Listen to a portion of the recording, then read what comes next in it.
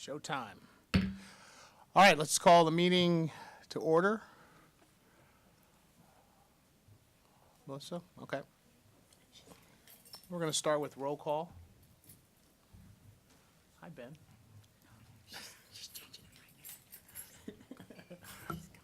I'm sorry about that. That's okay. We had to make a little change there. Thank you.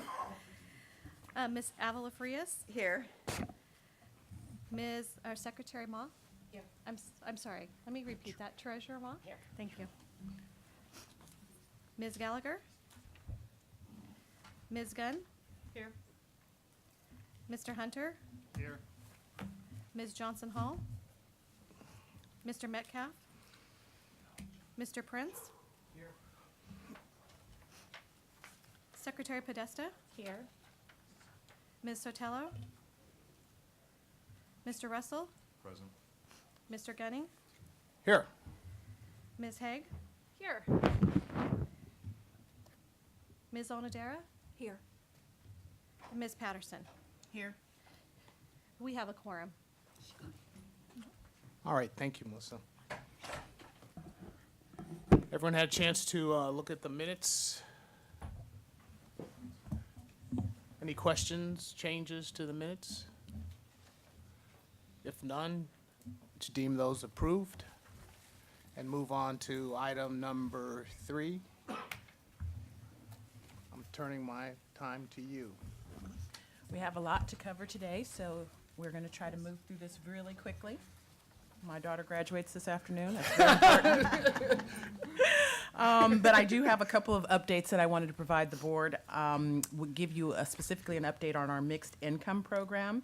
You will recall SB2, which was the Building, Home, and Jobs Act, funds designed for this purpose.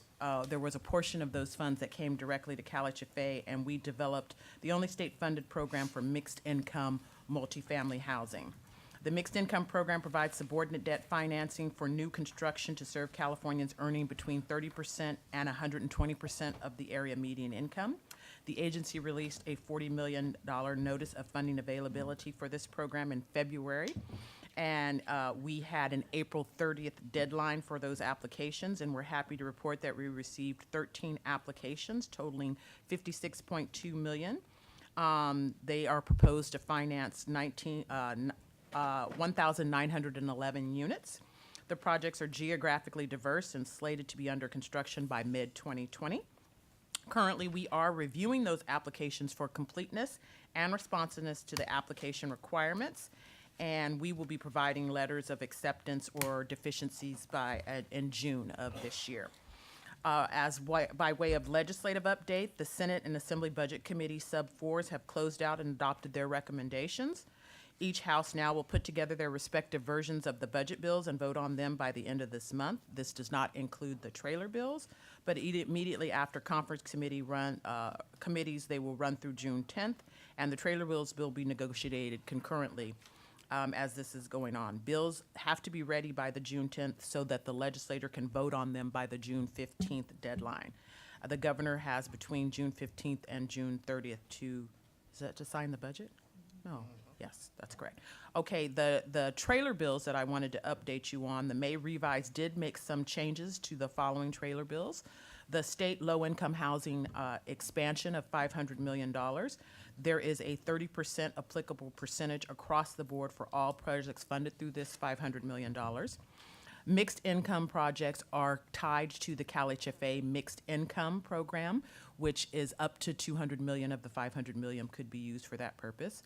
There is a provision that allows existing upside-down preservation projects to have a 95% applicable percentage boost, and it makes the ongoing bifurcation and certification of those tax credits permanent.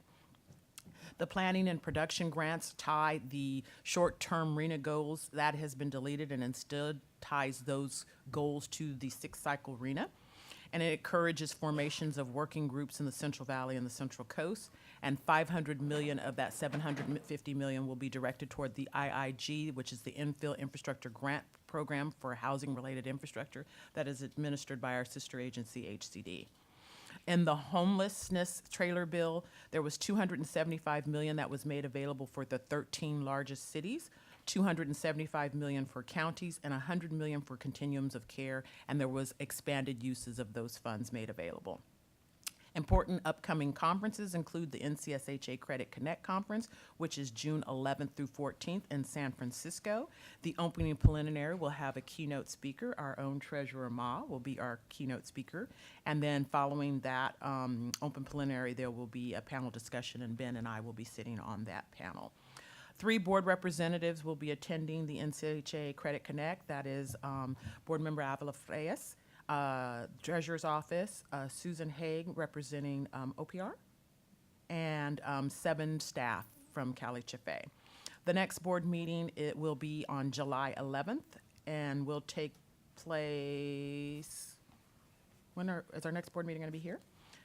We'll be here on July 11th. The NCSHA Executive Directors Workshop is July 15th through 17th in Portland, Oregon. We have a Western Housing Finance Agency exchange, which consists of Washington, Portland, and Washington, Oregon, and California, and that will take place July 18th through 19th in Portland, Oregon. A small contingency of NCSHA members will be meeting with the FHFA, which is the Federal Housing Finance Agency Director, who was recently confirmed, Mark Calabria, in July in Washington, D.C. And the NCSHA annual conference this year will be October 18th through 22nd in Boston, Massachusetts. And that concludes my report, Mr. Chair. Outstanding. Questions, comments? Awesome. Thank you, Tia. Let's move on to item number 4, report of the chair of the audit committee. On March 27th, the audit committee met and heard from our auditors, Clifton Larson Allen, where they presented the results of our audit. I'm happy to report that there were no audit findings this year, and I want to extend my congratulations to the agency. Don, great work again. Not only were the results of the audit very good, but the agency is continuing to do well financially, and we're going to hear more about how we are continuing to do well later this year when we go, when we go through the budget. During the meeting, we also approved an extension of the Clifton Larson Allen contract for another 4 years with an option on the 5th year. We began the discussions with them earlier in the year, and not only have we been very pleased with them, and Jonathan, you remember this because you went through the first time when we selected them, we felt like keeping them around because they know how to work with us and work well with Lori and the team, so we decided to keep them, but we're also pleased to learn that the staff was able to negotiate a 15% discount on their pricing structure for the next 5 years. So that's the good side of it. So we're pleased with the audit, pleased to continue the engagement with Clifton Larson Allen, been very happy with them, and that's my report. Comments, questions? Outstanding. Let's move on to item number 5. Or I guess we get to kick everyone out and go into closed session. Can I do make something an before? announcement? Please. So, we had our director, our chief information officer, our director of IT, who retired in December. And so we have had an acting director of information technology, chief information, and he is an absolute rock star. And we received our paperwork back from the governor's office that he has been appointed. And so I'd like you all to congratulate Mr. Ashish Kumar for being director of IT. Congratulations. Good. With that, we'll now go into closed session.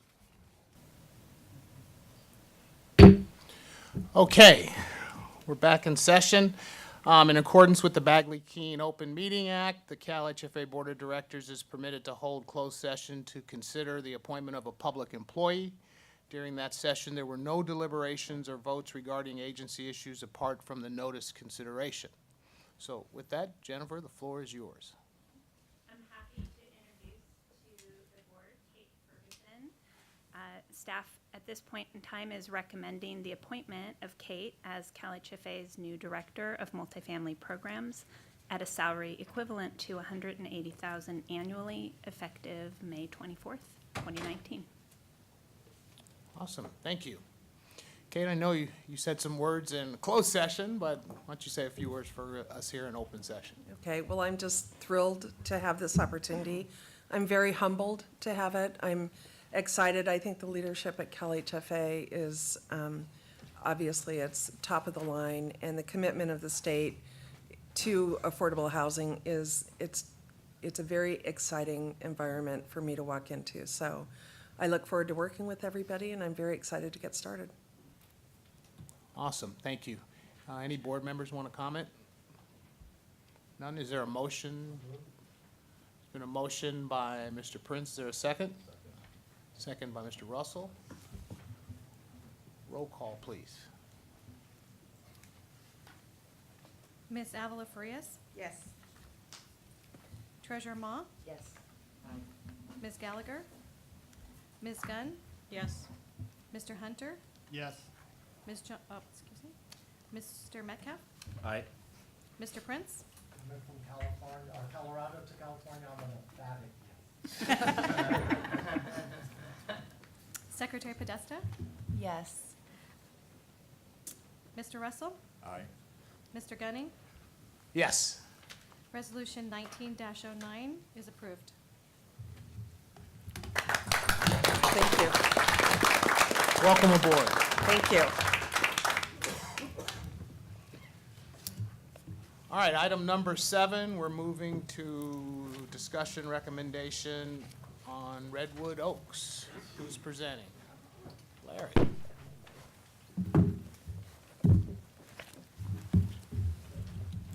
The floor is yours.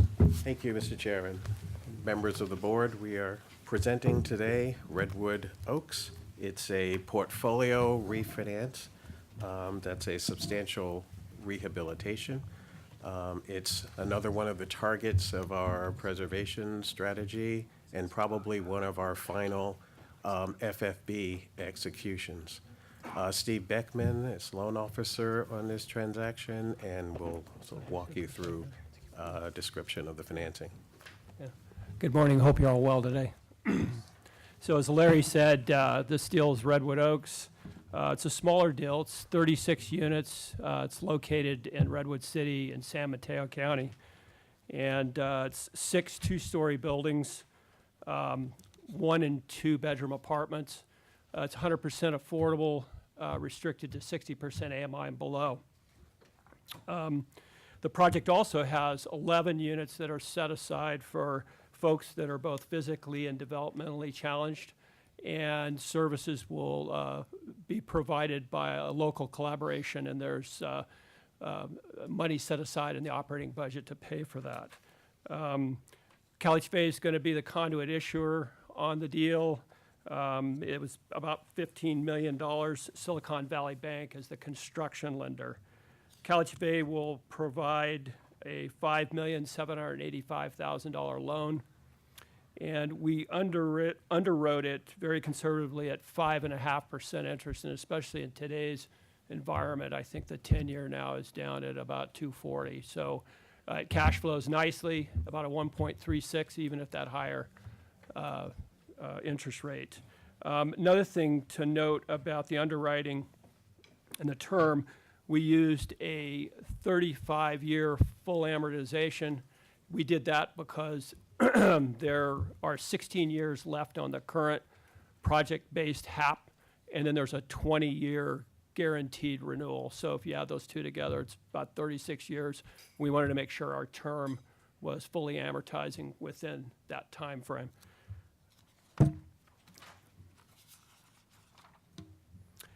There is a lot of other financing. There's an existing HCD MHP loan of about $1.1 million. That will stay on. There are a couple of locality loans. There's about $360,000 from the city of Redwood City, and then San Mateo County has another small loan of about $379,000. Those will both stay on. Both localities are going to lend additional money. Excuse me. San Mateo County will provide an additional $1 million, and the city will come in with an additional $500,000. There are also 2 significant carryback loans and sponsor loans. There's a seller carry of $5.9 million and a sponsor loan of $3.4 million. There are two existing CalHFA loans that will be paid off when we close. And one of those was about $1.2 million, and the other one's a very small loan of $77,000. This will be a substantial rehabilitation. As Larry said, it's about $8 million in hard costs, which is just north of $222,000 per door. So they're going to do a new roof, new exteriors, paint. They're going to go through every single unit completely, so it'll be brand new for all the tenants. The relocation plan we looked at carefully. It was both approved by the County of San Mateo, and then HCD reviewed it as well. And they did not disagree with the county. They don't provide an overt approval in this case. They defer to the county, but I received word from them that they agreed with the county's assessment and the approval of the plan. There's a robust budget for relocation of $1.2 million. So we felt that that was fine as well.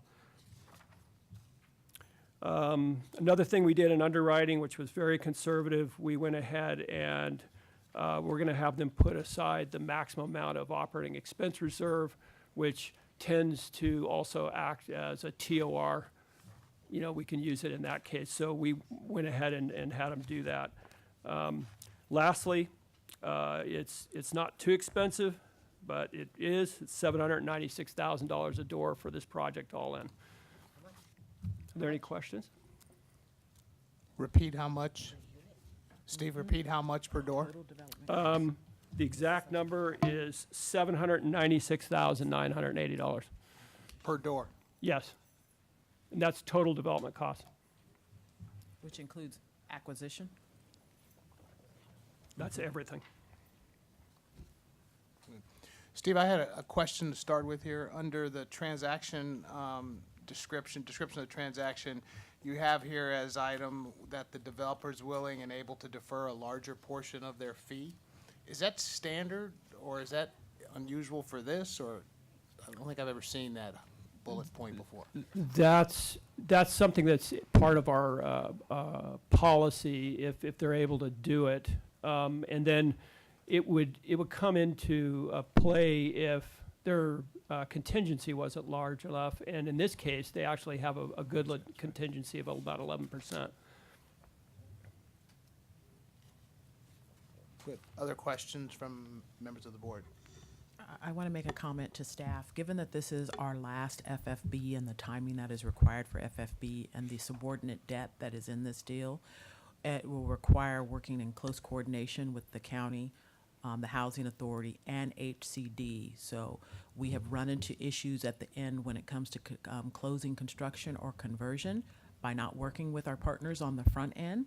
So I want to make sure that staff understands the need to reach out to our partners and work with them on the front end so that we don't get to a closing date and are not able to close because our partners aren't doing subordinations or other things and have worked through some of those things. Correct. Yes, and we've already, in terms of subordinations, Tia, we've brought that up already. Paul Steinke's done a very good job of, you bet, yeah. Delilah. Thank you very much. And I'm sorry to be late. My flight was late. But thank you for the presentation. And I just wanted to clarify that of the $796,000 per unit, we're really looking at about $335,000 for acquisition cost and a payoff of the CalHFA loan, right? So when you look at new cost, it's not as expensive as $795,000. It's actually substantially less than that, correct? Yes, and the amount of work done to the building is $222,000 a door. They're gonna do a lot of work to this property. Yeah, Right, and relocation's about $33,000 Yeah, a door, so, I mean, it is expensive and it is high for an acquisition rehab, but, you know, we're looking at a developer carryback note of $3.4 million plus a payoff of our existing CalHFA loan, correct. right? Okay. Thank you, Delilah. Sorry for my voice, but No, thank you. just wanted to clarify that. Yes, Stephen. Yeah, I just want to follow on that, because I did at first choke at the number, and then you start breaking it down, it makes a little more sense. But could you detail some more of the actual work? 'Cause I think that's important to understand. Oh, the work to be done on the building? Correct. Yes, there's a new roof. They'll do a lot of site improvements, excuse me, a lot of flat work. They're going to completely paint the exterior. There will be new glazings. There's a lot of systems upgrades that are going to be done to the building. Foundation upgrades to improve it for seismic safety. And then they'll do some ADA upgrades as well, and then every single unit will be completely brand new. Okay. And will there be AC provided, air conditioning? You know, that's a great question. We do have a representative of the Yes. sponsor here. Okay. Yeah. Who'd like to I mean, speak we're to just, that point. one of the things we're experiencing in San Diego is climate change means areas we did not used to Right. have to air condition now Right. require it. And I'm just hoping that, Yeah, in Redwood City, that's right, that may be undergoing the same thing.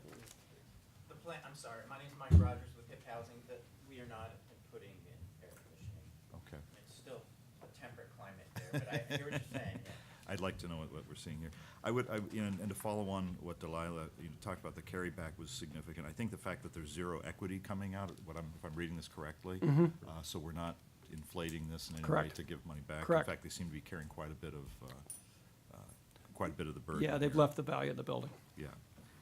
So the last thing is with regards to the relocation, the Pierce, is it 12 months? Did I read correctly? That you expect Six-ish. six-ish? Yeah, Okay. six-ish. It's $1.2 million. Okay. And so that's about, did the math, it's about $5,600 per unit for the duration of that 6-month period. So we felt that was ample. It'll most certainly cover rents. HIP Housing has secured at least 32 units in the marketplace, in the nearby marketplace, so folks have a place to go. Okay. Yeah. And then I did see a specific call out that supportive services are arranged for the typical resident services, and how is that, how are we dealing with resident services? That's in the operating budget. It is, so, Yes. so we will have, but functionally, how is that being accommodated in a dispersed, because you're gonna have scattered site, if you have 32 units, could you, Oh, you mean during during relocation? relocation? I'll defer to Mike, how's it? So, we have a memorandum of. Yeah. Thank you. Hi, everybody. We have I'm Mike Rogers with HIP Housing. We have a memorandum of understanding with Housing Choices, which is a local service provider, and they are actually actively engaged with the residents now, along with our relocation consultants, to assist them in the transition, which we're gonna start shortly, from relocating people from the property to these new apartments that we've rented. And they are interacting with these people on a weekly basis.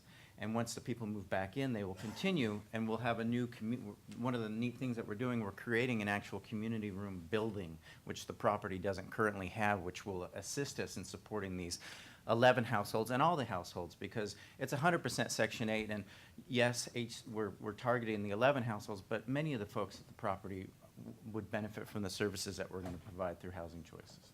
Okay, thank you. Those are my key questions. I think it's important when we talk about affordable housing, the whole point of it is stability for the residents, and to make sure that we are accommodating and making sure that we're meeting their needs during this very difficult time of transition. Even the most Very stressful. kindest relocation is a distress to Yeah. folks. So I appreciate your approach to this, and I'll be happy to support this measure, this action today.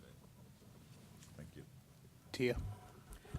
I want to make sure that we're all speaking the same language and when we're dealing with total development costs and what that includes.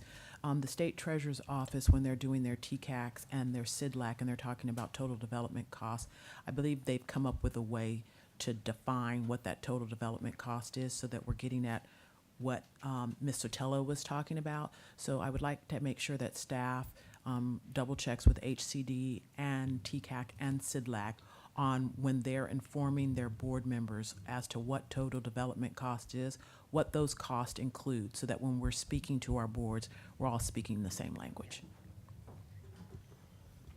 Great suggestion. Thank you, Tia. Thank you for your help. Any other questions from the board members? Seeing none, is there a motion?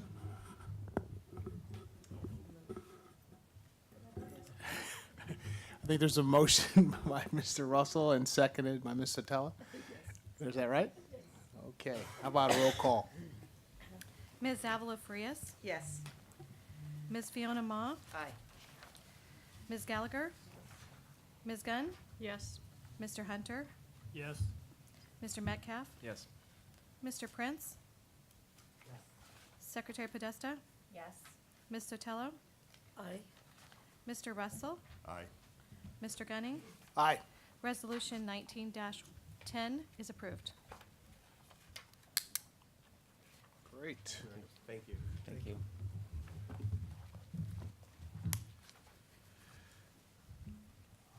All right, portion of the meeting we've all been waiting for. Don, you're up. Budget time.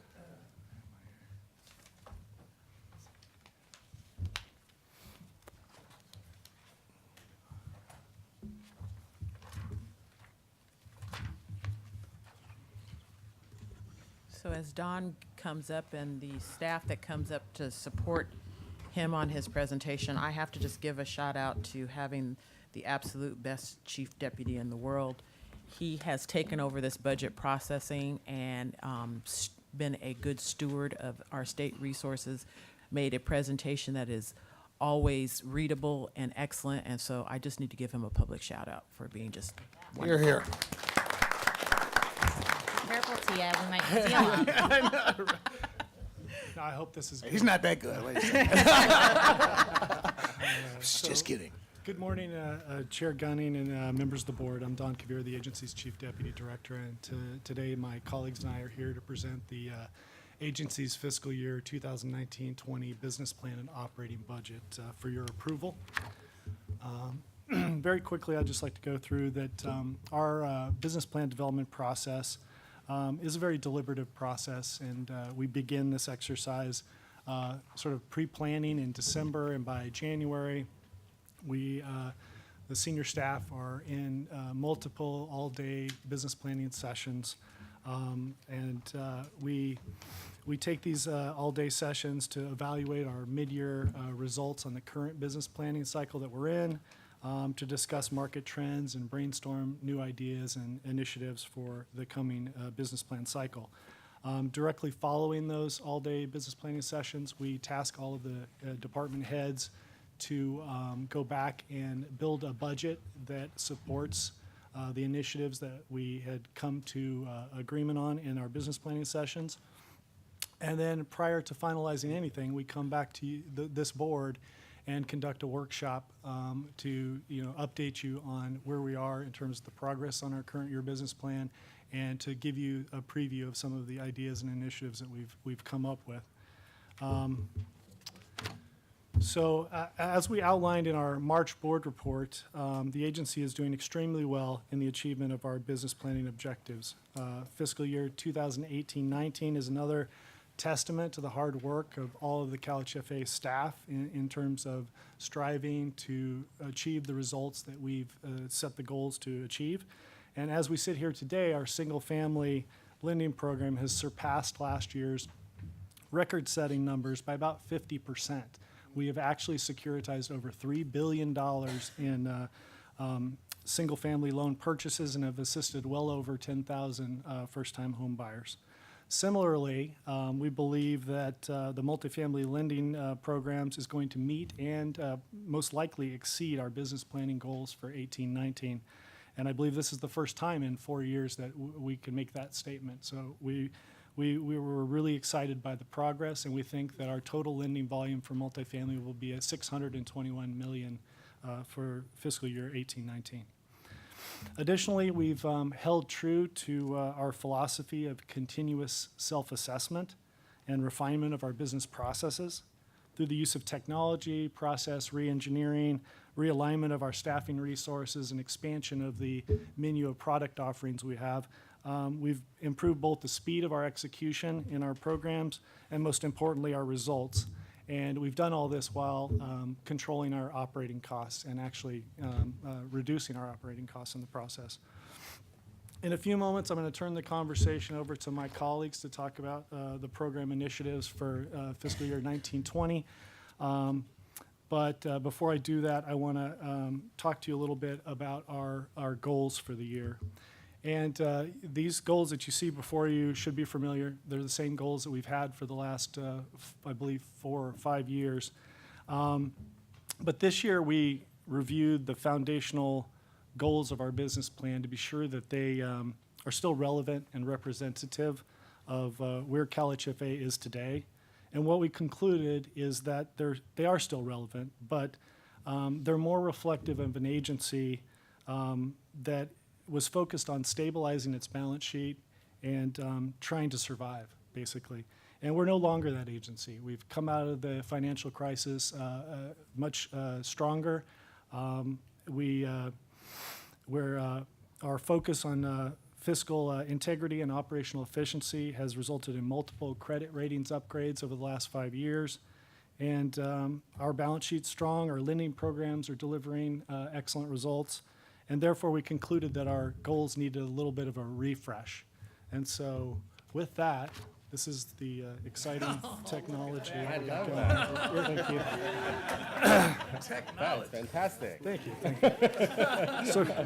So we made some small but meaningful updates to the goals of the business plan this year. And first is to promote statewide affordable housing production and opportunities for home ownership while maintaining financial sustainability and independence.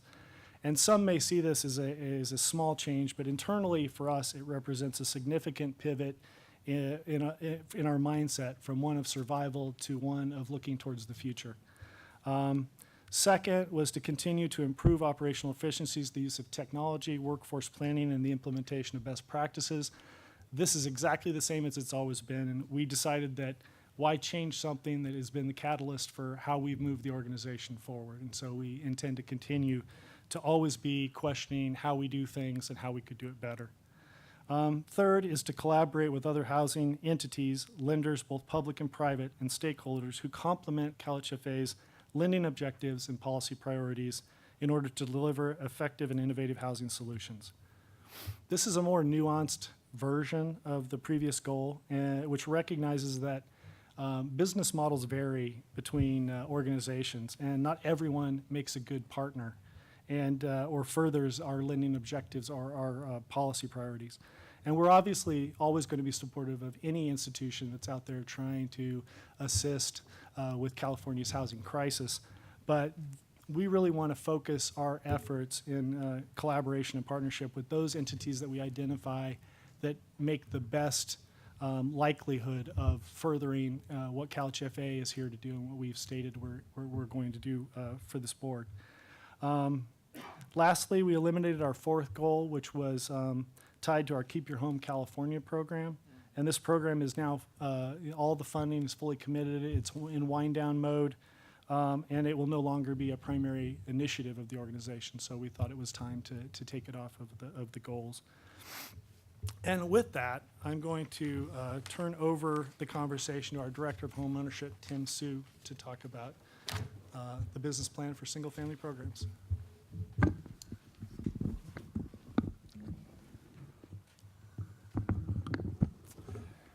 Good morning, board members. I thought that I would start by addressing the elephant in the room. We do have REOs. Staff told me this morning we actually had 3 REOs. But we thought that with your indulgence, maybe we'll talk about the $3 billion of single-family business we're doing. I really like this key strategy that we have reformulated. This here, let me just read it out loud. I feel that it really does encapsulate everything we're doing in single family. Promote sustainable homeownership opportunities by expanding eligibility requirements and product offerings while serving a broad range of income and housing needs. Sustainability, we talk about this a lot. We have overlays to promote sustainability in having a 45% DTI, FICO score 640 minimum. We require education and counseling. We require home warranty. And expanding eligibility requirements and product offerings. I'm going to touch on this a lot more as the presentation progresses. But this is something that we're doing. Tia and I and Don talk a lot about. We have built a very scalable model, and what we're doing over time is adding more features to our model so that we can serve more people, and both in terms of eligibility, and that sometimes when we add product lines, the product lines themselves can expand the eligibility. And in terms of the broad range of income housing needs, this is something that we addressed last year when the board passed a resolution to increase our income limit up to 150% AMI. I'd like to talk about a couple of things before we could talk about the targets for this year. At the last board meeting, I mentioned to the board that on a yearly basis, we look at the market share that we have in the marketplace. And last time, I didn't really have the first-time home buyer number in California. So according to Genworth, last year in the state of California, there were 174,000 first-time home buyer transactions in the state. And we did 9,912 transactions. So that represented about 5.7% of all the first-time home buyer transactions in the state last year. But to uplift that percentage a little bit, what I also looked at was that instead of looking at just all the transactions in the state, when we look at the transactions that require financing for a high LTV loan, we actually represented about 7.2% of the entire pool of transactions last year. These numbers are higher than what we achieved in the years before. Last year, that was close to about 4%. And this is one of our goals. I think at the last board meeting, someone mentioned that, well, is the entire marketplace slowing down? We think that our programs are robust enough that we could be gaining market share as the market slows down. And some of the things that make us a little bit cautious in terms of setting targets, interest rates are still very volatile. You look at where they are today and where they were just merely 6 months ago, it's easily 50 to 75 basis points difference. The volatility does impact our business. It does impact the lender landscape. There's tremendous consolidation in the single-family lending landscape. We deal with a new lender that's being bought or asset sale and things like that almost once every couple of weeks.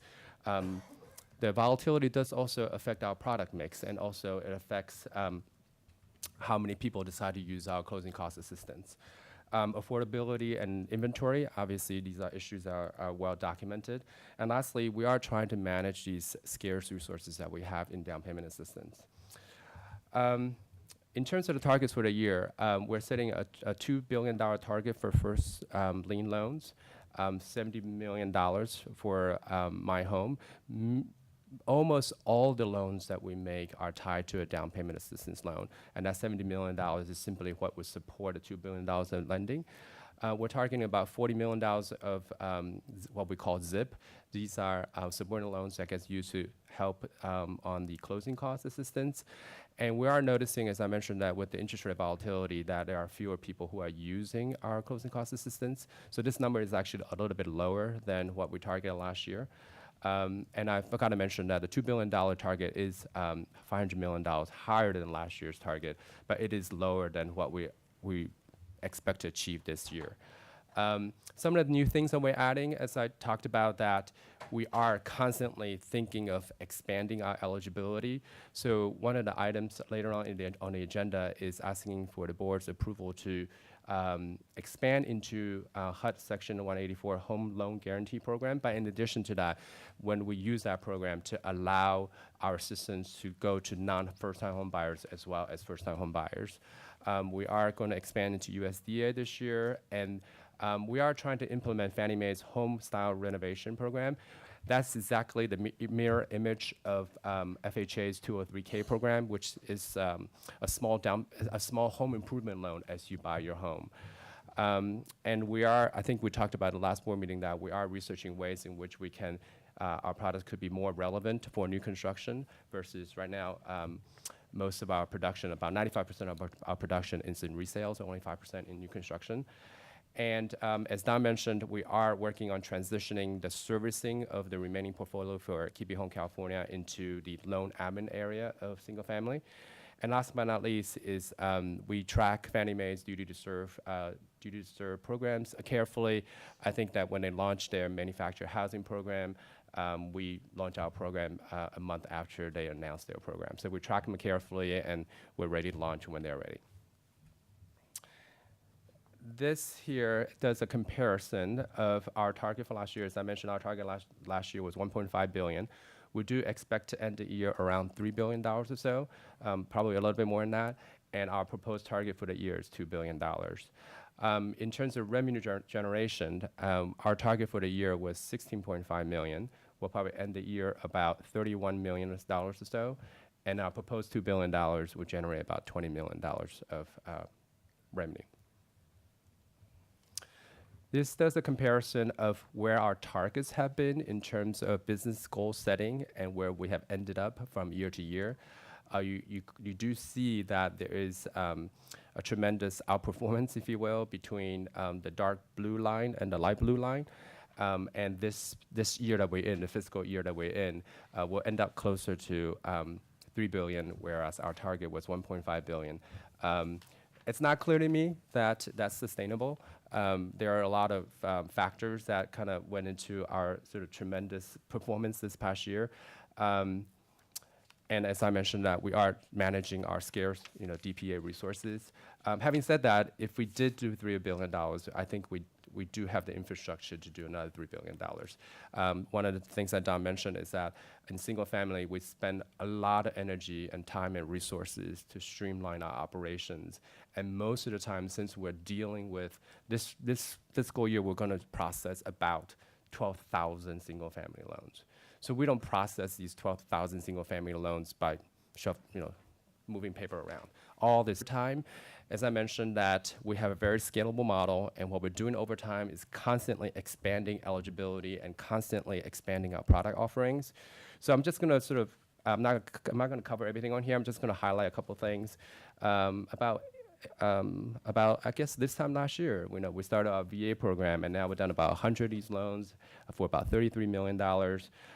We launched our home improvement 203K program, and we haven't done a lot of those, and 6 of those. And the manufactured housing, as the board knows, this is sort of a hot topic for many quarters, and we now have done about 240 FHA insured manufactured housing loans for about $50 million. And on the Fannie side, this we only launched about 9 months ago. This is what I mean, like last August, Fannie launched their manufactured housing program, and we launched our program in September. And we now have done about 24 of those for about $5 million. We have a program for leaseholds and land trusts. We haven't done a whole lot of those, but they're there. We've done now about 13 leaseholds, but we haven't done one for land trusts yet.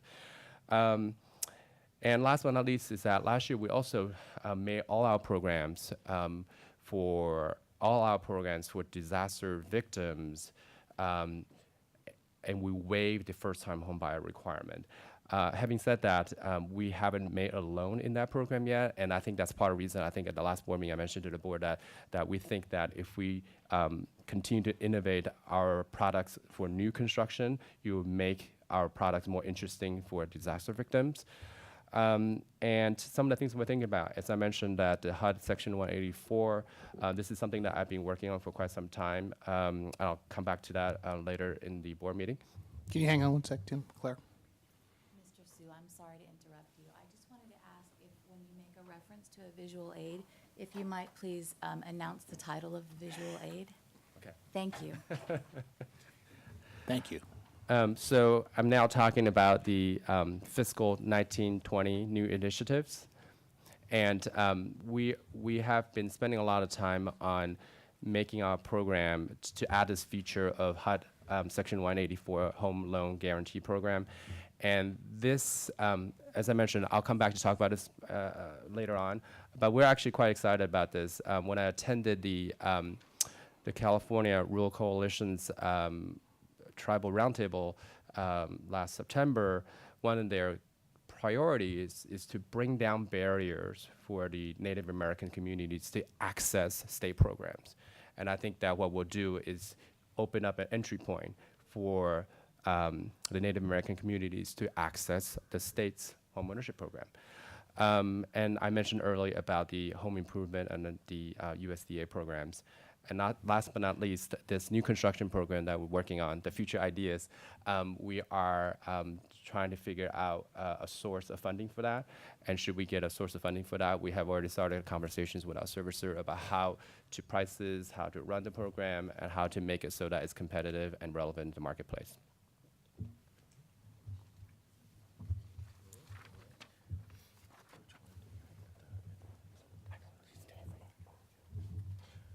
Okay, I guess with respect to multifamily programs, this first chart, fiscal year 2019-20 production and revenue, is a chart that you saw pretty much during our bid-year discussions. We are targeting first lien and subsidy lending of 120 million. We think that'll create about 750 odd new units and give us about 13.3 million in revenue. Our mixed income program, we're happy to represent that we are oversubscribed for our first session, that we've got, I believe we got 13 applications. We're probably not going to be able to fund more than 7 or 8 based on the 40 million that we've received. And so we have a waiting list of projects. That's good news for us. But assuming that we take all of the ones that are targeted to be funded, that's another 1,000 units and another 6.8 million in revenue. The special needs housing program, we're expecting to do about 20.4 million. We also are in the process of winding that program down. So exactly how they're going to come in over the course of the fiscal year, we don't really know, but we expect that they will all sort of gather around the CIDLAC application dates. For our conduit issuer program, that's something that we're really looking to expand. We think that we'll do about 321 million next year, and about $500,000 in revenue. So in total, we think we have about 500 million in new production and total revenues of about $23.1 million. I like this next chart in multifamily lending because it shows the positive trajectory that we are on in terms of our multifamily goals and our ability to meet goals. Our budget for 2018-19 was 150 million, and we hit 168 million. So we're very proud of that. It's like, it's been a while since we could actually report actual production higher than our budgeted numbers, and we're very happy about that. I think the same is true, is even more so on the next chart, the conduit lending chart. Our budget for this year was 250 million, and we will surpass 420 million, which I think is a testament to just how good the conduit folks and the multifamily group have been pushing this product. In terms of multifamily initiatives on the next page, again, we are going to award and deploy the 40 million in mixed income program funding. Projects will receive CIDLAC awards by December of 2019 and close construction by June of 2020. In addition to our mixed income housing program, we've implemented a portfolio preservation strategy where we are mining existing loans for any loans that have maturities, expiring regulatory agreements, or tax credit compliance periods in the next 5 years. And we've been getting a lot of calls on loans that do not have prepayment terms, wanting yield maintenance and wanting to refinance. It's hard for us at this point to pinpoint how many of those are actually going to turn into deals, since we just rebooted the program and don't really have much of a history on what our hit rate is. But we think it's going to be very good, in that if it works, it's just going to add to the numbers that we're projecting. Again, we talked about winding down the special needs program to clear the way for HCD's No Place Like Home program. The application deadline for the special needs program is January 3rd, 2020, so it's quickly approaching. And construction loans have to close by June 30, 2022. I think before you jump into enterprise risk, I want to just pause right here for a little moment. During our evaluations and assessments, and those of your board members who have been here for a little while, you have been on us as staff to really develop a preservation strategy, which we are actually not only focusing on, but actually implementing now. So I did want to make sure that we circled back with those board members who had been stressing that. Also, I want to commend multifamily staff, specifically Jeree and Larry, who really worked to develop goals based on real historical data and trends. Because I think over the last 4 years, we were just literally making it up.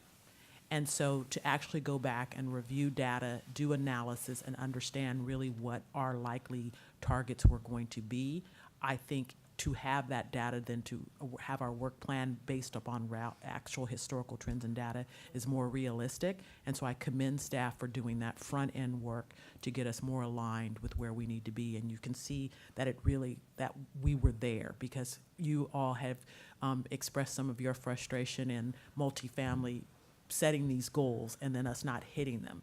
But so now we see that we actually have a way in which we're basing that information on actual trends and data. So I want to commend Jeree and Larry and all of the multifamily staff that helped step up and make that happen. Thank you.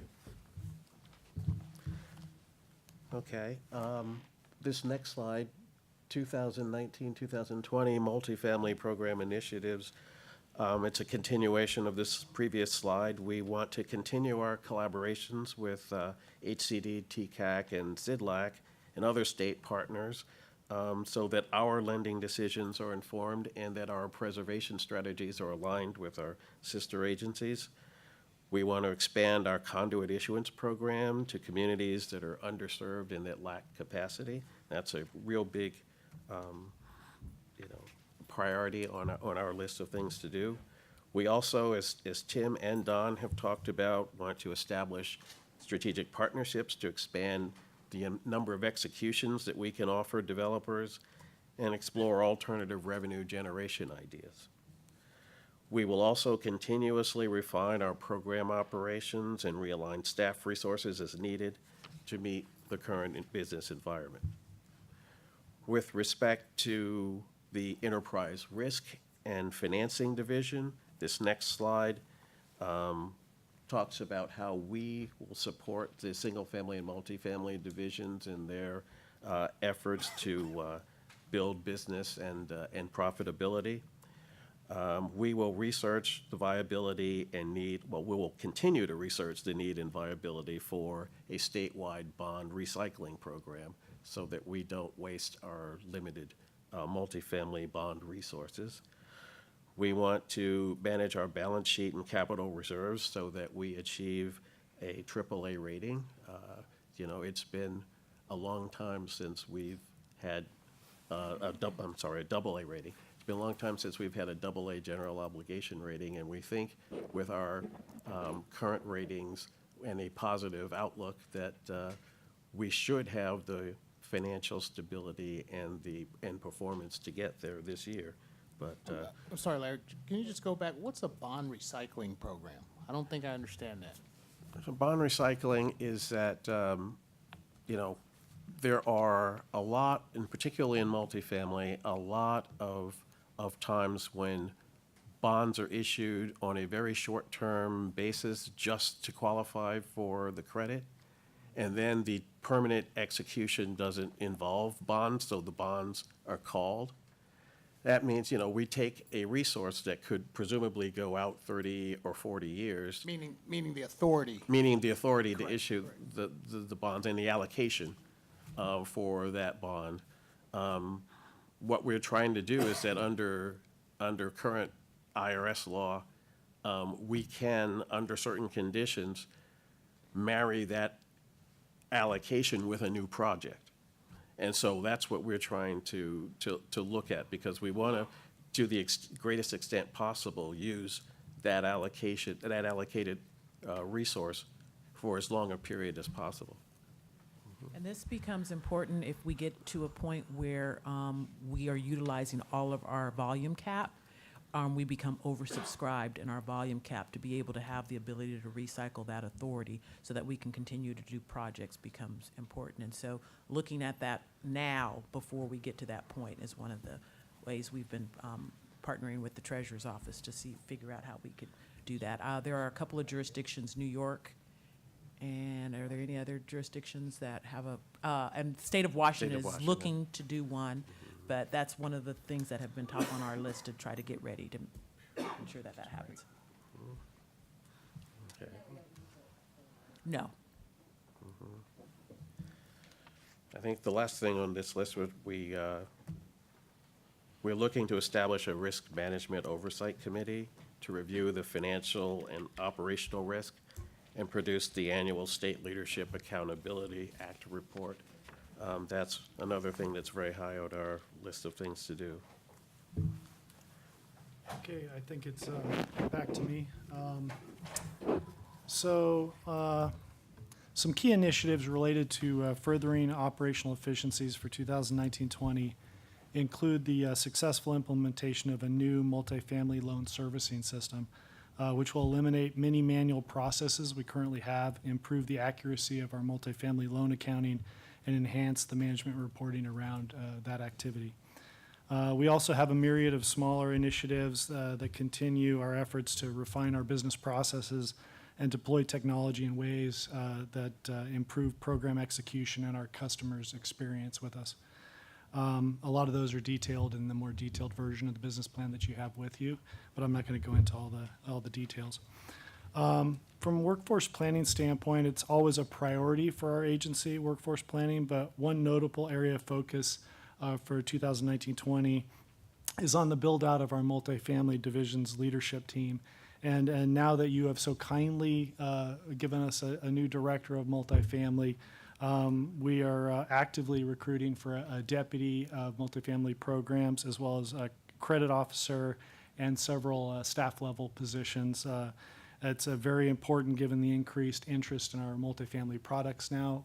I think Larry mentioned the reboot that they've done in terms of not only our pricing, but just the way our program is going to look and feel for the development community, and there's been a resurgence of interest. So the pipeline's grown considerably, and so I think there's definitely a need to make sure that we're building out and training staff and doing all those things that we need to do to make sure that we can execute at the end of the day. Let's see.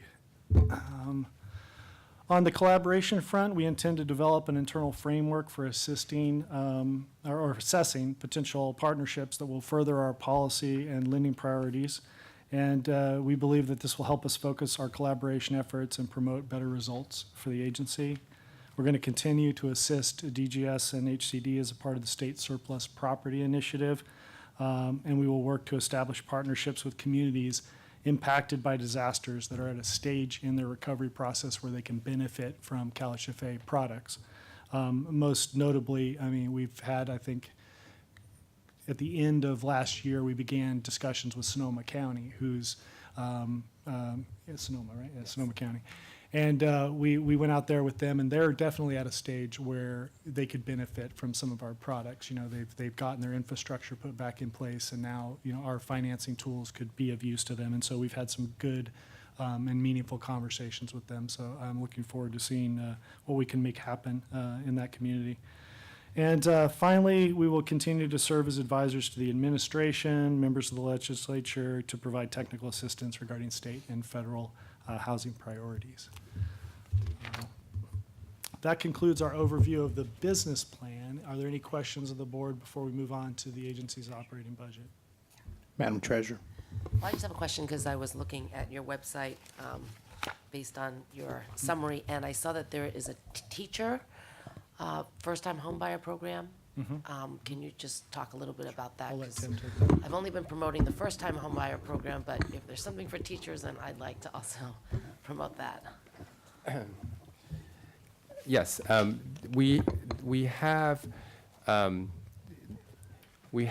programs for first-time home buyer, and the we don't call it a teacher's program anymore because about 6 to 9 months ago, we changed it to the school program because we kept getting calls from people thinking that the program was only available to teachers, but it's actually available to all school employees. It is also a first time, so the way I think of it is that it's a first time home buyer umbrella under which the teachers program is a little bit better in that we offer 4 points for down payment assistance rather than 3.5 points. So 4% for down payment assistance to all school employees who are first time home buyers versus 3.5% for just a first time home buyer who is not working in the school.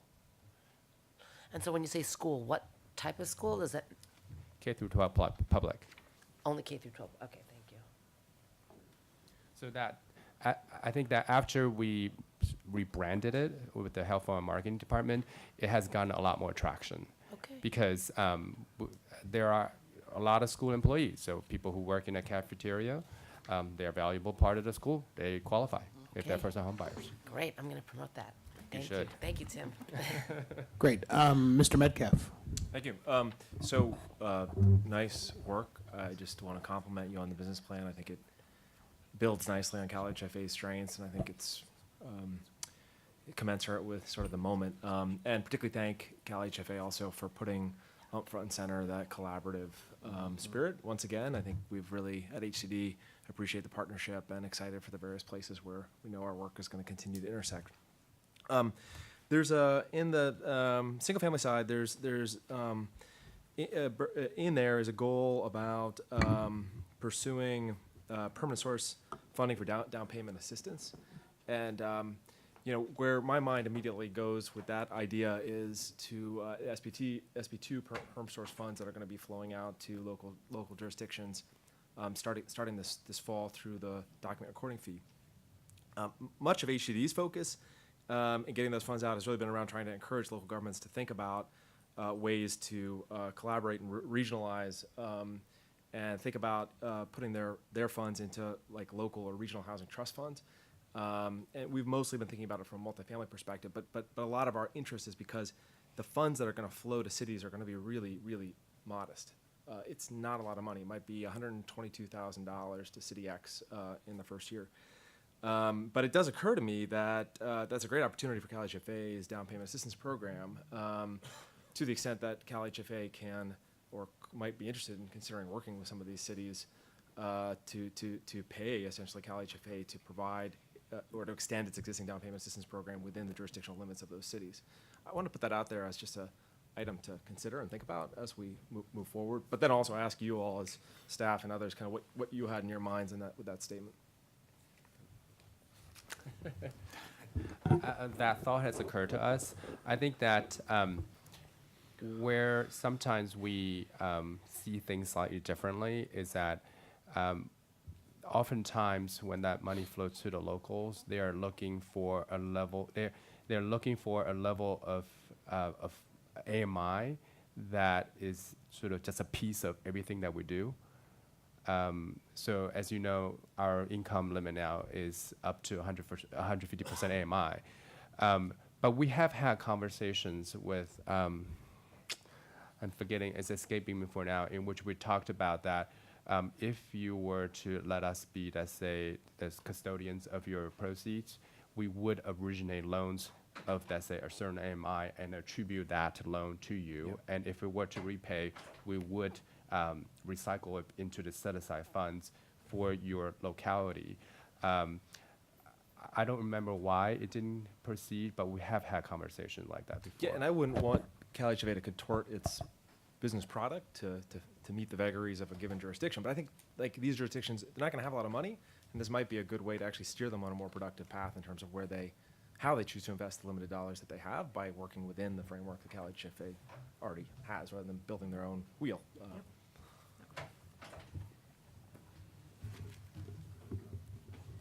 I think Ms. Gallagher was next. Couple questions. First on the single family side, we've talked in the past about some of the drivers for the growth, low interest rates, the higher income limits, the better throughput, and then the more products.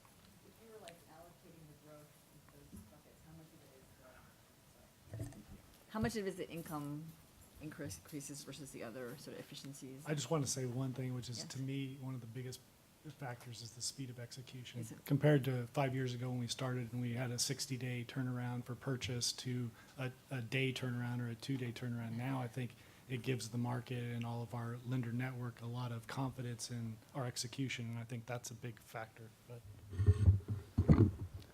I'm not accustomed to so much spotlight in a single family.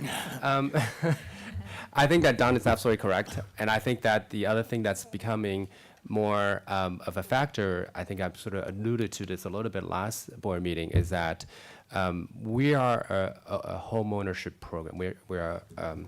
We're purchase money, if you will. We're not investment money, and the purchase market is becoming a bigger piece of what lenders do. So even in the last, in this environment, which there's a lot of lender consolidation, I still about once a week sign documents to board a new lender. Lenders are realizing how important this first-time home buyer market is to them when the refi market is getting impacted. So I like to think that, yes, Don is right, that our turnaround time has improved a lot. Actually, just last week, we had a call with CAR, California Association of Realtors, and as you might imagine, there's a lot of people who have long memories, and some people still talk about our turnaround time from like 10 years ago. But there are definitely people who realize that, you know what, but I've also heard from the ground that your turnaround time now is a day or at most like 2 days. And as I mentioned before, we are extremely transparent about our queue too. If you want to know how long our queue is in terms of where you are, actually not where you are, but how many loans we have in the queue, it's actually on our website, and we update it twice a day, once in the morning and once in the afternoon. So the turnaround time is huge because there are studies out there that shows that a lot of times in a single family transaction, this is actually done by the good folks at Freakonomics, it's not so much the margin per loan, but the certainty to close in a quick turnaround time that drives transactions. And what we're doing is that we're fitting right into those gloves for people who say, you know what, CalHFA can turn this around, and I know they can get this done because I did one last week, or one of my colleagues did one last week. That is a huge game changer.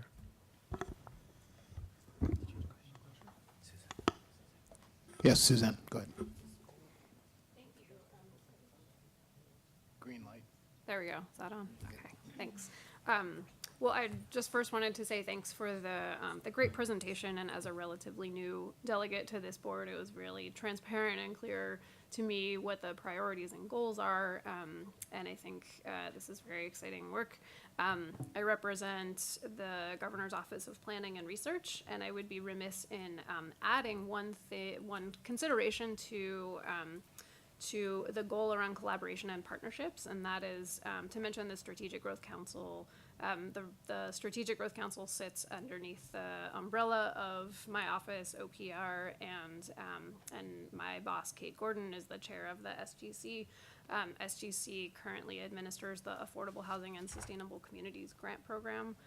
We have a continuous allocation from the Greenhouse Gas Reduction Fund, proceeds from the Cap and Trade program. So our allocation varies from year to year based on the revenues of that program, but we're currently about to award grants to the tune of over $400 million.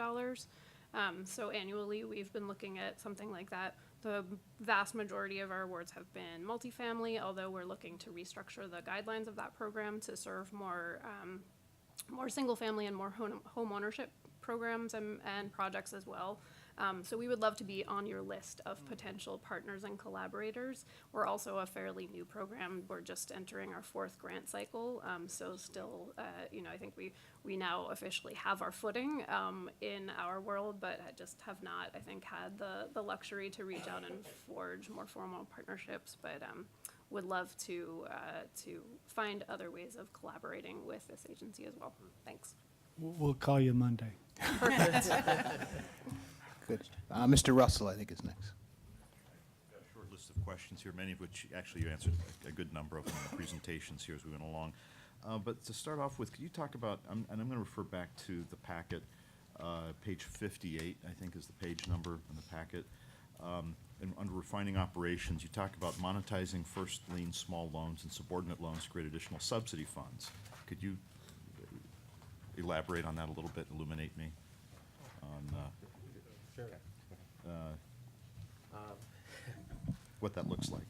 Well, I guess on the multifamily side, we have been making loans as part of our small loan program, a lot of it in rural, some of it not in rural areas. And we've been using the same pot of money that we had generally set aside for subsidy. And this was sort of considered a quasi-subsidy program because the loan sizes were so small. We are exhausting that pot of money very quickly, and we're thinking about ways to replenish the money so that we could make new loans. So one of the ideas that we're considering is finding ways to monetize those loans, either by purchasing them into one of our indentures, by aggregating them and then selling them to the public. Just looking at ways to sort of make those loans liquid so that we can have additional monies available for subsidy. Okay, thank you. Now, in that same section of the report, you mentioned this in the overall presentation about managing the balance sheet capital reserves to improve the bond rating. Can you characterize some of those activities? A lot of it just is relatively, some of it's technical in terms of just how the rating agencies look and view our balance sheet in terms of, and then how they, based on those findings, assign ratings. But one of the things that have been negative for us has been the percentage of variable rate bonds that we've had to our total bond portfolio. And so one of our sort of primary goals has been to reduce the amount of variable rate bonds that we have in our portfolio. And I think that we've done a good job of that. And each time we've gotten reviewed, one or the other rating agency over the past 3 or 4 years has given us an upgrade, and we expect that to continue because we've been doing more of the kinds of things that they want to see. The other thing that we're doing is that we're earning a lot more income because of what's happening in single family. We're also issuing more bonds on multifamily, and that will generate income over time. And those are all things that are looked at positively by the rating agencies. Okay. Oh, can I add a little something on the first question? What we do know is that a lot of the loans that we make are potentially CRA rich. So we are actually in the middle of a conversation with one bank. It's not a huge dollar amount in which they are looking to buy some of our single-family subordinate loans because it's falling in areas where they need CRA credit, and we have the 80% AMI that they need, and they gave us a filter, and we kind of filtered through them, and we actually got about 123 loans that they are potentially interested in. So monetizing through the bond market, yes, but we could also monetize directly to people who are interested in the CRA credits. Okay. And then, thank you. I really appreciate those answers. This is helping me tremendously. When you talk about, and it's come up several places about increasing partnerships, can you characterize again what some of the entities, we heard of one proposal here, obviously we love the EHSC, but other kinds of partnerships, can you characterize where you see those might be?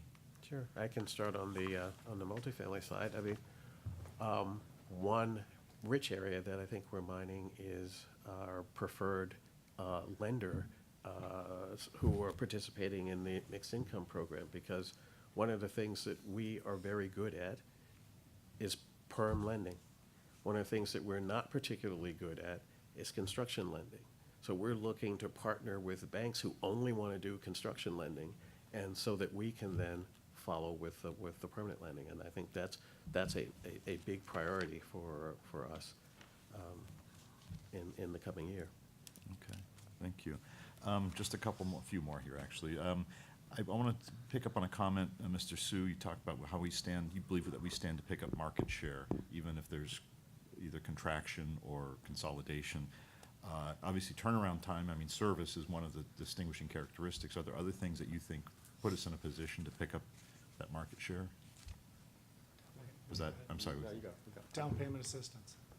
The fact that we have it, I think, is obviously a driver for our program, and there's not a lot of it out there. So Okay. I think that's obviously a huge piece of the equation. Okay.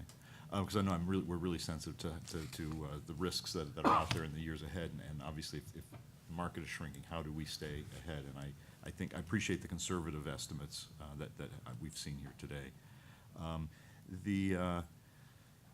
If we hit $3 billion, and this is if we hit $3 billion, we were 1.5 or 3 in multifamily, was it?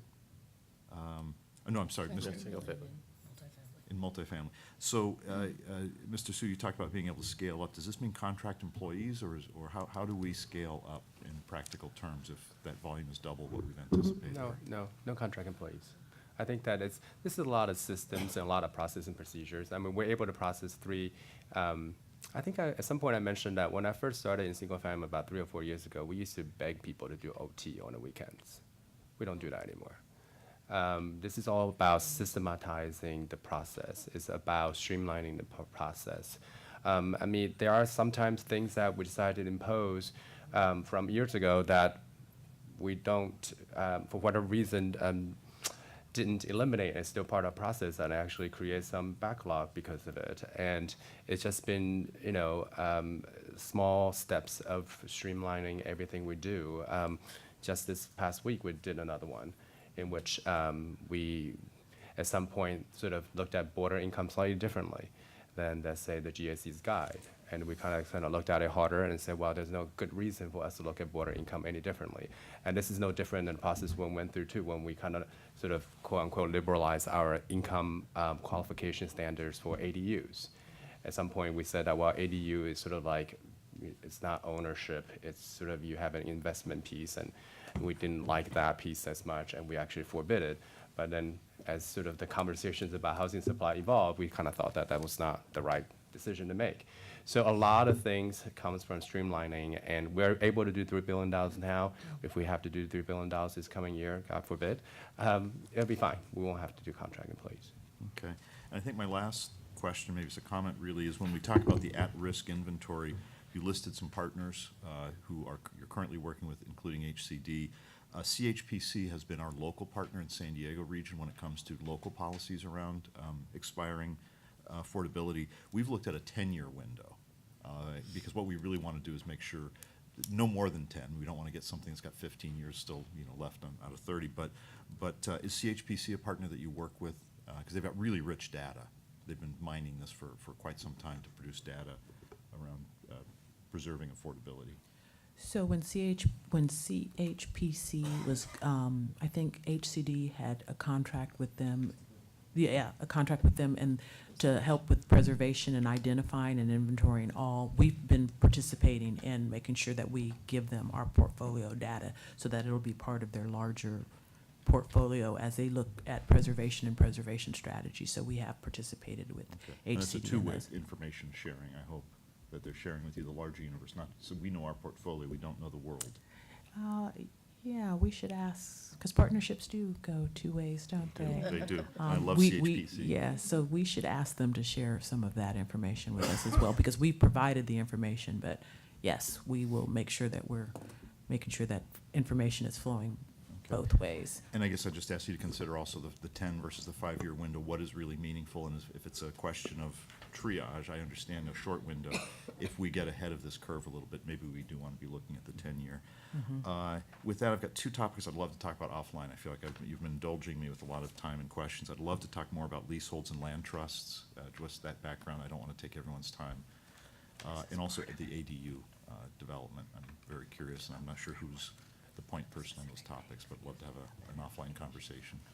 So with that, again, I thank the board for their indulgence. And No, thank you, Steve. I'd also want to hear that ADU conversation too, by the way. Any other questions from members of the board? Treasurer Ma? I do have a comment. One of the comments that I've heard, before I started as state treasurer was the lack of conformity or streamlining in many of our application processes and whatever the follow-up, forms are that people have to file. And so you are all doing a great job. I'm impressed with all of your streamlining efforts and your technology applications. So I'm just wondering whether we, TCAC, CIDLAC, could use some of the same applications or forms that people are sending to you so that we don't have to create our own or require people to jump through another hoop. So that's one thing we've been working closely with TIA and CalHFA is to see how we can streamline these processes. So, so when they, send an application to you, we can just take the same information instead of, starting all over again, which is a lot of what I think is slowing down building affordable housing or whatever else we are working on together. So Tia pointed out that in item number 6A, develop a framework for partnerships and entities who support CalHFA affordable lending objectives and whose business model makes partnerships feasible and beneficial. I would like to really see, as I am appointing a new TCAC and CIDLAC director, whether we can, kind of streamline these processes. So would love to get together with you and, brainstorm. No, I think that sounds great. I know internally we've had a lot of conversations about streamlining multifamily's front end, given the uptick in interest in our products, and we've specifically talked about adopting TCAC's application so we could achieve what you've just described. And so I think we'd be happy to have conversations about that because that's something we want to move to anyway. We don't see a benefit for anybody to have 3 different applications when they're all submitting for the same funding from, 3 different agencies, so. Great, thank you. Excellent. Ms. Stella, yes. Thank you very much, and I just wanted to actually acknowledge Tia and all the work that you've done, Tia, because it really has been tremendous. I mean, the team, I love the team. They know I love the team, but with you, Tia, I think just creating the correlation between the policy work that we're trying to do here at the board with the setting of the goals and the implementation of the programs, and then really the generation of the revenues. I mean, you can really kind of see it so clearly in the business plan today compared to something like from 4 years ago. So thank you very much for that. I'll keep I have tons of questions, but, I encourage the staff to continue all the great work that they're doing. I'd like to maybe get a report back around the demographics that we're hitting on the single-family side. 12,000 loans is amazing, and that's fantastic. I'd love to see what that looks like in terms of the spread across the country, the state, and both kind of a diversity and an income diversity, as well as, kind of the neighborhoods that we're hitting in terms of that. And then on the multifamily side, congratulations for getting to the 500 million. That's huge, and it's really nice to see the conduit program growing and setting realistic goals around what it covers. So one of the things that I really care about is creating the efficiencies within the conduit program and making sure that the developers out there in the real world actually know how efficient and effective we're being in terms of rolling out our programs. So kind of a similar report back in terms of where your loans have actually originated, what parts of the state are we impacting, and what kind of opportunities we need to, I guess, foster within the localities, right, within the cities, to create partnerships where maybe we can handle the load that they can't handle within the cities. I know that that's sometimes a problem in LA City and LA County in terms of the volume of projects that they could be doing, and maybe potentially us, coming in and helping out to expand their capacity. So maybe we can have a topic of conversation around how the conduit program can really help facilitate the creation of more housing throughout the state. So thank you very much. Let me give a little bit of a response to that. I think on the single-family side, I don't know if you have any of the data handily, but I know we are constantly looking at those demographics. So I will defer to Tim on some of that, because specifically how much of our borrowers are under the 150% AMI statewide average, and some of that kind of information, if you have that handy. I don't have the AMI, but in terms of demographics, this is a conversation I've had with Susan before. About 50% of our borrowers are Hispanics, and then about, I want to say it's about 8 to 9% of our borrowers are African American. So then both of those percentages outstrip their, the population representation of those populations. I think while it is great that we are outstripping those proportionality, if you will, it is also a sign that they lag, let's say, the Caucasian population in terms of homeownership. So that's one sort of aspect. The other aspect is that the average loan size that we have, it's about $290,000. So you're not looking at there's a self-selection happening in terms of what neighborhood those loans go into. On the conventional side, I think last month we actually breached just a little bit higher than 300,000 in terms of average size, and then the FHA side tends to be a little bit lower. It tends to be like a $10,000 to $20,000 spread between conventional average loan size versus FHA. And those loan sizes, as you know, are way lower than the median sales price that you hear on the radio.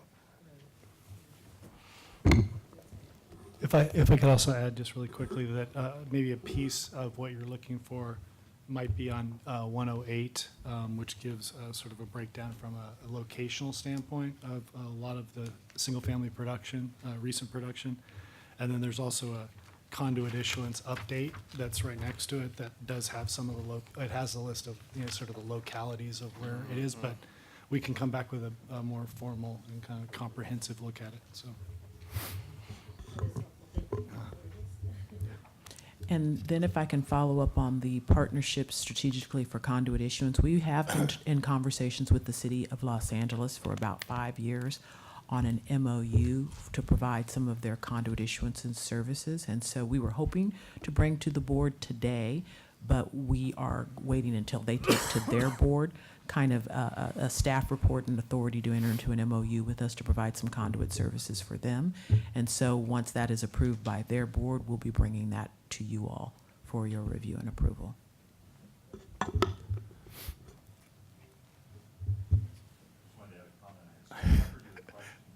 First, complimenting Tia and her staff for producing a very comprehensive report that had so much clarity that, in fact, it allowed me to go to the next step and just quiz the heck out of you. So thank you very much. I appreciate it. Thank you, Mr. Russell. Just one final comment, not seeing any others from the board. I'd be remiss if I didn't inject opportunity zone since everyone's talking about it. Are we thinking about that or looking at that? And are there opportunities to expand multi and single there? So I'd encourage staff, unless Tia, you got an answer for me? Well, NCSHA does have a Opportunity Zone National Focus Group. Eric Johnson is our representative on that group, and we have identified a staffer with GoBiz who will be working with us as well. The lead in the state who is looking at opportunity zones would be the Lenny Mendonca, who is the director of GoBiz. We know that the governor has proposed tax conformity when a development is going to meet certain minimum requirements for affordable housing, and his may revise. And so we will continue to gather that information and continue to keep a watchful eye on how that works and how we can complement. And I know that the treasurer also has done some work on this.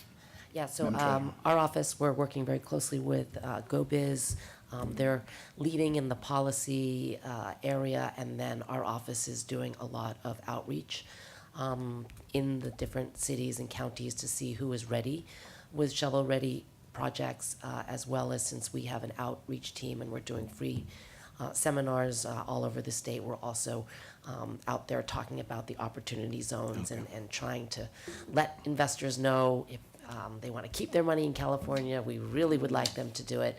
But of course, until the May revise, the final budget passes, we're not going to know whether we're going to have the same full conformity almost as the federal government, but we're very hopeful. And the governor understands that, and Lenny understands the importance of being competitive with other states. So we're looking forward to it, and we hope that we can spur some investment in some of these communities to get these projects done. Awesome, thank you. That's exactly why I brought it up. Yep. Okay, we're looking for a motion to approve Resolution 1911. I move that we approve resolution 1911. Thank you. Is there a second? Nope, I need the treasurer beat you to it. It's been moved and seconded. Roll call, please. Ms. Avila Frias? Yes. Ms. Gallagher? Yes. Treasurer Ma? Yes. Ms. Gunn? Yes. Mr. Hunter? Yes. Mr. Metcalf? Yes. Mr. Prince? Yes. Secretary Podesta? Yes. Ms. Sotelo? Yes. Mr. Russell? Aye. Mr. Gunning? Aye. Resolution 19-11 is approved. Awesome, congratulations. We have a presentation on 12? You got that? Yeah, the operating budget. Was that part of this? Yes. We need a motion. Go ahead, Don. Oh, I was going to say, it's a fairly quick presentation if you want me to run through the operating budget. You just want to vote. If you want to vote. Okay, I'm quick good. presentation. Okay. So we obviously built our operating Okay, budget thank you. to support the agency's business plan. And just by way of a quick overview, the agency's resources are generated primarily from loan origination fees, principal and interest payments on loans, compliance monitoring fees, and the like. And unlike 5 years ago, resources generated from current lending activities now cover the majority of the agency's annual operating costs, and our reliance on legacy resources is negligible at this point. For fiscal year 2019-20, resources are expected to be about $70.5 million. As you can see from this chart, we are recommending adoption of an operating budget of $41.8 million, of which $28.5 will be used for personal services and $13.3 million for operating expenses and equipment. Resources for the fiscal year are expected to exceed operating costs by about $28.7 million, and will be used as capital reserves to support debt management efforts, lending activities, and future operational costs of the agency. The proposed budget reflects a $2 million or 5% increase in appropriations compared to the prior year, and it is directly attributable to one-time investments in technology upgrades and an increase in the state's overhead charges to CalHFA. For the past 5 years, the agency has embraced a management philosophy centered around accountability, fiscal responsibility, and the idea that everything we do should support our business plan and the goals that we've set forth. Consequently, between 2014-15 and 2018-19, the agency used technology and the refinement of business processes to reduce the agency's operating budget 8% during that period. These strategies allowed us to eliminate unneeded vacant positions, offset rising costs of employee pensions, post-retirement medical benefits, and the multi-year general salary increases that were authorized in the recent labor contracts. The information technology investments we propose for fiscal year 1920 will be used to replace critical hardware that has reached the end of its useful life, provide funding for the purchase of software and system applications to improve the speed of execution in our lending programs, most specifically in our multifamily programs, and to promote business continuity and effective system security. For fiscal year 1920, the agency is proposing that authorized full-time equivalent positions be reduced from 234.2 FTE to 223.2 FTE, a net reduction of 11 positions compared with the prior year. While these staffing reductions reflect strategic efforts to streamline the organization, we are very cognizant of the need to attract, develop, and retain staff to deliver on our goals. And our Human Resources Department is working closely with all the division directors on what their staffing needs are. And we, at this point, have a myriad of recruitments and exams that are ongoing as we speak for those divisions that we have identified a true staffing need. That concludes my presentation of the operating budget. Thank you, sir. Thank you. Questions? I think we have a motion. Is there a second? Second. Moved by Mr. Prince, seconded by, appreciate that. Roll call, please. Oh, can I just bring to, before the roll, I wanted to make sure that I brought to the attention the out-of-state travel. We have every year in the budget for the last couple of years been very open about our out-of-state travel. And so it is on pages 92 through 96 is the out-of-state travel budget and those proposed trips that we're taking. So I just wanted to make sure that we were open about that because we don't go through the blanket process that other state employees go through. And so just being open and transparent about what that out-of-state travel is. And I believe the budget for our out-of-state travel is on page 96, and it is at a total of $268,500. Is that correct? That's correct. Okay, so I just wanted to make sure that the board had noted that before they voted. Thank you, Tia. Roll call, Melissa. Ms. Avila Farias? Yes. Treasurer Ma? Yes. Ms. Gallagher? Ms. Gunn? Yes. Mr. Hunter? Yes. Mr. Metcalf? Mr. Prince? Yes. Secretary Podesta? Yes. Ms. Sotelo? Yes. Mr. Russell? Aye. Mr. Gunning? Aye. Resolution 19-12 is approved. Thank you, Don. Larry, great presentation. Thank you.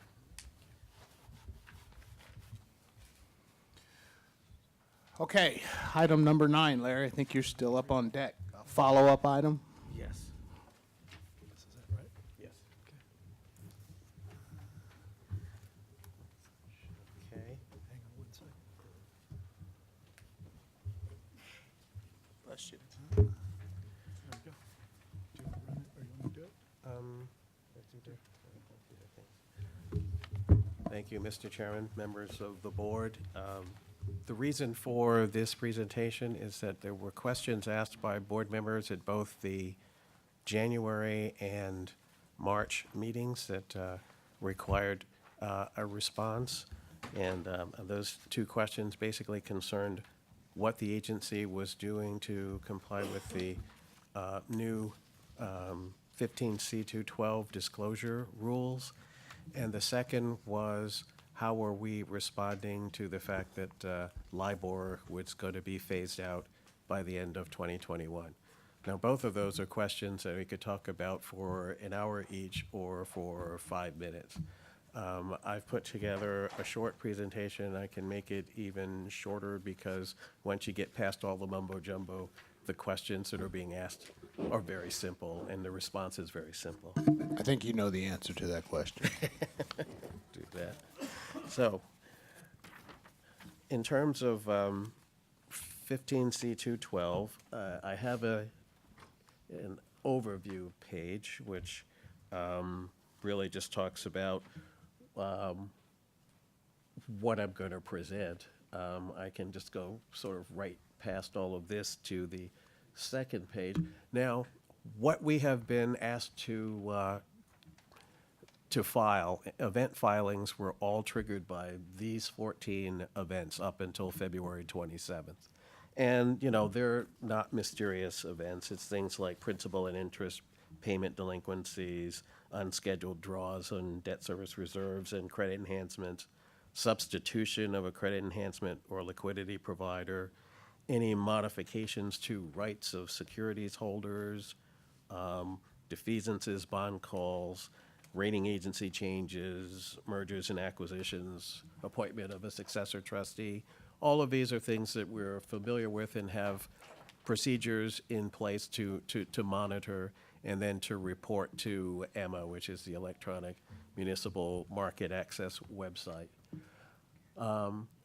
These 14 items were only reported to the extent that the bonds that were issued to the public. So if you did a private placement or if you did some sort of financing that was not a publicly offered bond issue, you didn't have to file any of these event reports. Now, after the financial collapse in 2008-9, and when the municipal market failed to be an effective execution, many HFAs went out and did other types of executions in lieu of doing publicly offered bonds. We did private placements, banks had direct purchase programs. We did things like FFB, where we actually sold participations in loans in lieu of issuing bonds. The two new reporting requirements on the next page, 15 and 16, are all just designed, I mean, you can read them. They talk about the occurrence of a financial obligation of an obligated person, if material, or agreements or covenants, events of default, remedies, priority rights, or other similar terms of a financial obligation, any of which affect the security of holders.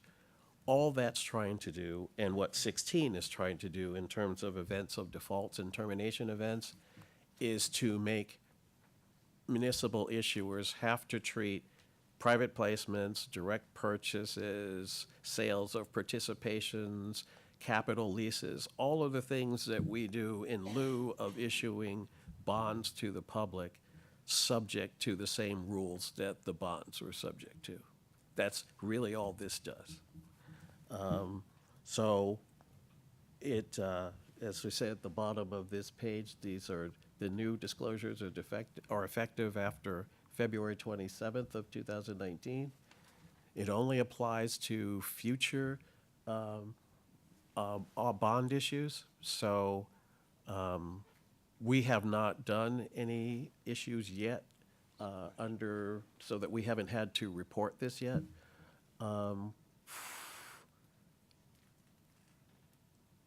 And really, we don't really have that much. I mean, we've been talking to ORIC about what it is that then, is defined as a financial obligation and what it is that we do. We've done a couple of private placements. We've done the FFB transactions that we'd have to report, and we'd have to report our obligations under our FLUB line. That's really the majority of what we would need to report in addition to our public bond issues. So we have this under control. We've been meeting with ORIC. We're putting together systems to flag and report this. With our next bond issue, we will do an amended continuing disclosure report that will be the model for all of our subsequent reportings to Emma. Does anybody have any questions about the disclosure? I was just going to ask the same.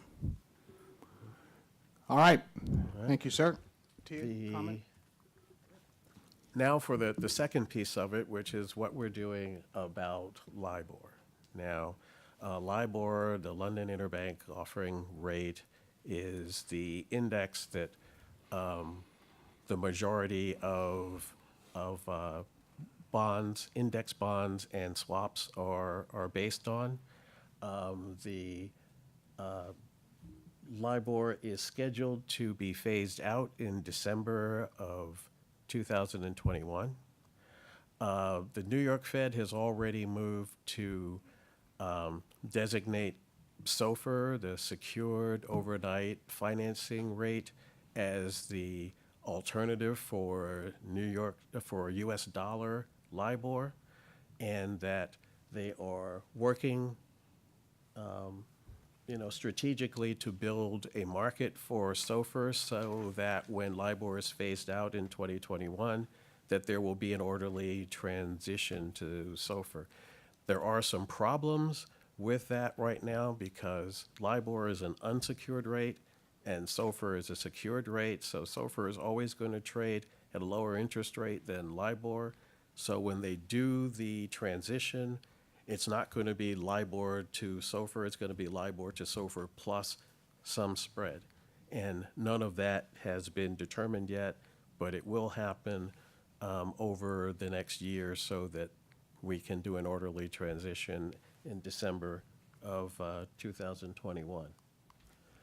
Now, the effect on CalHFA of this is twofold. We have swaps and derivatives that are LIBOR-based. And they are easier to deal with than the bonds because they're all controlled by the same agency, the International Swaps and Derivatives Association, or ISDA. And so what's going to end up happening is that ISDA is going to change the definition of U.S. LIBOR index to include SOFR as an alternative. And that then will trigger all of the ISDA agreements that all of the municipal and other contracts that are out there will all have language that will say, if there is no LIBOR, you will go to the new SOFR alternative. Index bonds are a little bit different because they all have their own language as to what happens if LIBOR isn't available. And for the most part, what our contracts say that are LIBOR indexed is if LIBOR does not exist, then the counterparty has to go out and get 2 bids from other banks on where they think their borrowing rate is. Now, if LIBOR doesn't exist, because that's exactly what you do to determine LIBOR, those bids probably will not exist either. And the default fallback in that case is that the bonds remain at the previous LIBOR quote, which in effect would change them to be fixed rate bonds because they would be at whatever the previous LIBOR quote was for the life of the bond issue. So, you know, we went through all of this. The one issue that we have that is not typical of what's happening with other types of issuers, it only really affects HFAs and municipal issuers, is that we have one bond issue that is LIBOR-based, that is tax exempt. All of our other LIBOR exposure is taxable. And the IRS really has not given any sort of ruling on how the transfer from LIBOR to SOFR is going to be treated for tax purposes. And so we're still waiting on guidance for that, but the good news is we only have one issue for $29 million that we hope to have paid off before 2021, so it won't be a problem. And I think I take questions if there are any. Ms. Sotelo? Just a quick question. How many projects does that 167.8 million represent that you have? Like, is that based on projects? Is it? It's actually based on series of bonds. We just totaled all of the LIBOR indexed bonds that we have outstanding. Oh, okay. I can get you a I'm list just trying of to what get the they order are. of magnitude of how many projects or people this will impact in terms of negotiating with them. Well, our hope, yeah, I can get you that, but our hope is that it won't, is that the transition will be seamless because, I mean, LIBOR is probably the biggest market in Western civilization. So if the transition isn't smooth, it's going to gore a whole lot more people a lot worse than it's going to gore us. Yeah.